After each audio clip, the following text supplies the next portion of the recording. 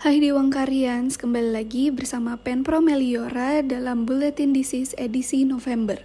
Pada Bulletin Disease edisi kali ini, kita akan membahas tentang epidural hematom.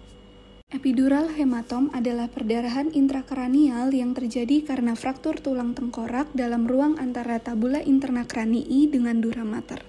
Perdarahan ini paling sering terjadi akibat robeknya arteri meningea media atau cabang-cabangnya. Namun, dapat juga berasal dari vena. Lokasi yang paling sering dari perdarahan ini adalah bagian temporal atau tempoparietal. Kedua lokasi ini ditemui pada 70% kasus perdarahan epidural. Sisanya berlokasi di bagian frontal, occipital, dan fossa cerebri posterior. Tercatat sekitar 16.500 orang meninggal di seluruh dunia setiap hari yang diakibatkan oleh semua jenis cedera, dan 12% diantaranya diakibatkan oleh epidural hematoma.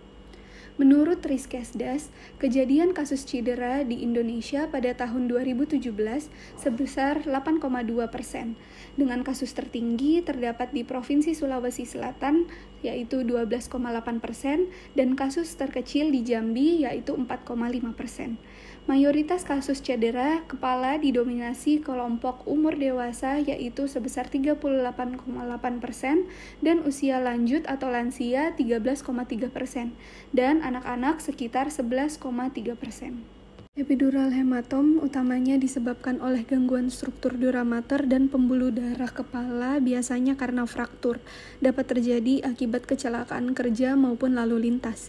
Pada beberapa kasus, epidural hematom juga bisa disebabkan oleh kondisi non-traumatis seperti infeksi atau abses, koagulopati, tumor hemoragik, serta malformasi vaskular.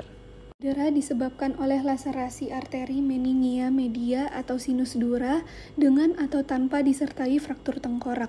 Perdarahan dari epidural hematom dapat menyebabkan kompresi, pergeseran, dan peningkatan tekanan intrakranial.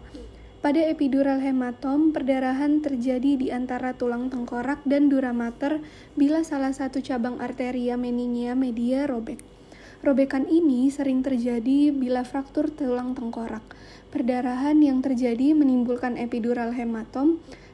Perdarahan yang terjadi menimbulkan epidural hematom. Desakan oleh hematoma akan melepaskan dura mater lebih lanjut dari tulang kepala sehingga hematom bertambah besar.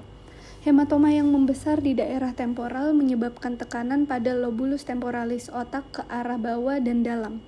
Tekanan ini menyebabkan bagian medial lobus mengalami herniasi di bawah pinggiran tentorium. Keadaan ini menyebabkan timbulnya tanda-tanda penurunan neurologis.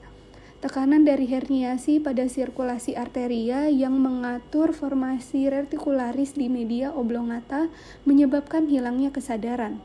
Di tempat ini terdapat nuklei saraf kranial ketiga oculomotorius. Tekanan pada saraf ini mengakibatkan dilatasi pupil dan ptosis kelopak mata. Tekanan pada lintasan kortikospinalis yang berjalan naik pada di daerah ini menyebabkan kelemahan respons motorik kontralateral, refleks hiperaktif atau sangat cepat, dan tanda Babinski positif. Dengan makin membesarnya hematoma, maka seluruh isi otak akan terdorong ke arah yang berlawanan, menyebabkan tekanan intrakranial yang besar. Timbul tanda-tanda lanjut peningkatan tekanan intrakranial antara lain gangguan tanda-tanda vital dan fungsi pernafasan. Karena perdarahan ini berasal dari arteri, maka darah akan terpompa terus keluar hingga makin lama makin besar. Ketika kepala terbanting atau terbentur, mungkin penderita pingsan sebentar dan segera sadar kembali. Dalam waktu beberapa jam, penderita akan merasakan nyeri kepala yang progresif memberat. Kemudian kesadaran berangsur menurun. Masa antara dua penurunan kesadaran ini selama penderita sadar setelah terjadi kecelakaan disebut lucid interval. Fenomena lucid interval terjadi karena cedera primer yang ringan pada epidural hematom.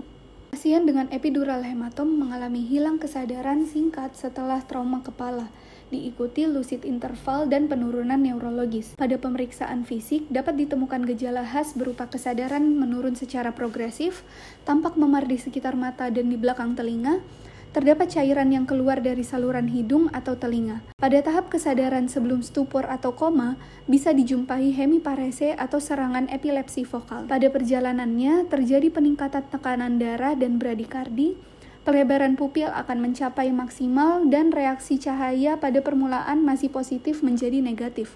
Inilah tanda terjadi herniasi total. Pada tahap akhir, kesadaran menurun sampai koma dalam, pupil kontralateral juga mengalami pelebaran sampai akhirnya kedua pupil tidak menunjukkan reaksi cahaya lagi yang merupakan tanda kematian. Foto polos dengan proyeksi anteroposterior lateral dengan sisi yang mengalami trauma pada film untuk mencari adanya fraktur tulang yang memotong sulcus arteria meningia media.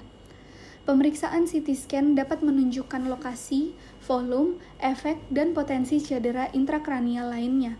Pada epidural, biasanya pada satu bagian saja atau single, tetapi dapat pula terjadi pada kedua sisi atau bilateral. Berbentuk biconvex, paling sering di daerah temporoparietal, hyperdense, berbatas tegas, midline terdorong ke sisi kontralateral. Penata laksanaan awal, stabilisasi airway, breathing, dan sirkulasi, pasang collar brace, elevasi kepala dari tempat tidur setinggi 30-45 derajat, pemberian cairan isotonis, terapi medikamentosa sesuai keluhan yang timbul berupa analgetik, antiemetik, H2 reseptor antagonis, atau antibiotik.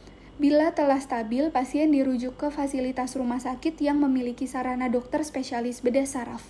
Epidural hematom dengan gejala minimal, tidak ada defisit neurologis vokal, tidak ada tanda herniasi, dapat diberikan terapi dengan medikamentosa dan observasi neurologis. Transfer atau rujukan ke fasilitas rumah sakit dengan sarana atau spesialis bedah saraf dilakukan pada keadaan pasien tidak sadar atau GCS kurang dari 15, terdapat gejala defisit neurologis vokal seperti hemiparese, hipestesi, gangguan penglihatan dan ataksia, suspek fraktur skull atau trauma penetrasi, tanda fraktur basis kranii, fraktur depres terbuka, trauma kepala dengan mekanisme trauma akibat benturan high energy, terlempar dari kendaraan bermotor, jatuh dari ketinggian lebih dari 1 meter atau kurang pada baki, tabrakan kendaraan bermotor kecepatan tinggi, riwayat kejang, suspek trauma servikal. Indikasi pembedahan, gejala klinis terdapat penurunan kesadaran, defisit neurologis lokal,